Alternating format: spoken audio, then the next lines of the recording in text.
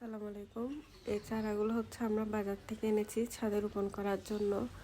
সবগুলো চারা মিলে এসেছে মাত্র 50 টাকা। এখানে 4-5 রকম চারা আছে যেগুলো আমরা এই জিও ব্যাগগুলোতে লাগাবো। প্রথমে লাগাবো লাউ চারাগুলা। লাউ চারা 3টা একই জিও ব্যাগের মধ্যে দিয়ে দিব। রোপণের জন্য আমি লাউ, মিষ্টি কুমড়া, টমেটো, শসা এবং তিতকলা চারা এনেছিলাম। দেখেই কোনটা কোনটা উঠে বা কোনটা না উঠে এটা পরবর্তী ভিডিওতে জানাবো।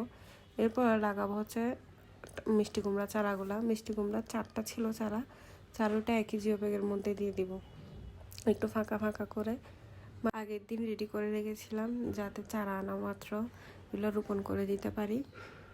এবার মিষ্টি কুমড়া চারা রোপণের শেষে আমরা লাগাবো হচ্ছে টমেটো চারা। Tomato square shape geo bag যেগুলো আছে ওগুলোতে 6টা একসাথে দিয়ে দিব একটু ফাঁকা ফাঁকা করে 2 সারি করে টমেটো চারাগুলাই লাগিয়ে ফেলবো।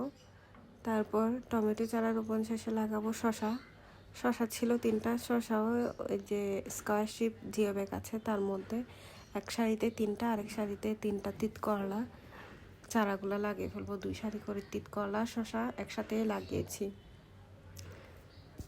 চারা রোপণ শেষে সবগুলাতেই আমি পানি দিয়ে দিব, হালকা করে মাটি ভিজিয়ে দিয়ে দিব আর কি। চারাগুলার আপডেট ইনশাল্লাহ পরবর্তী ভিডিওতে জানাবো।